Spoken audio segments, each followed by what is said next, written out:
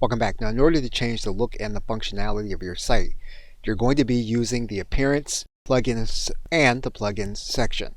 Going first to Appearance, what you're going to do is to go to this area, and you're then going to click on Add New. And in order to find the kind of theme that you want to use, in order to change the appearance, what you're going to do is go to your Feature Finder. And you can then enter the kind of features that you're looking for in a website. For example, if you want an e-commerce site, you want one with a grid layout. What you'll then do is to apply those filters, and then you're going to click Apply Filters. That's going to give you all of the sites that fit your category. And you're going to do something similar with the plugins. You're going to go to your plugins area. You're then going to click on Add New. When you get to Add New, what you're going to do here is you're going to write in the kind of functionality that you want in your WordPress site.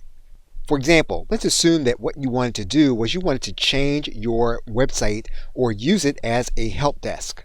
And you're going to see all of the plugins registered with WordPress in order to create functionality for a help desk.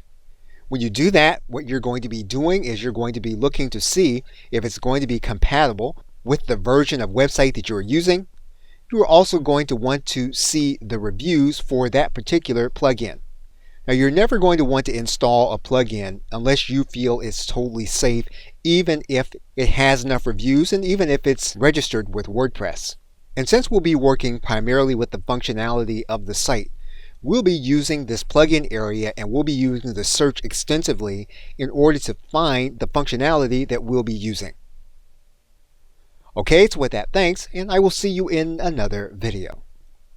Struggling with WordPress? WP Learning 101 is your solution. Our free training is perfect for WordPress beginners. Click the link below to join WP Learning 101.com and start mastering WordPress today.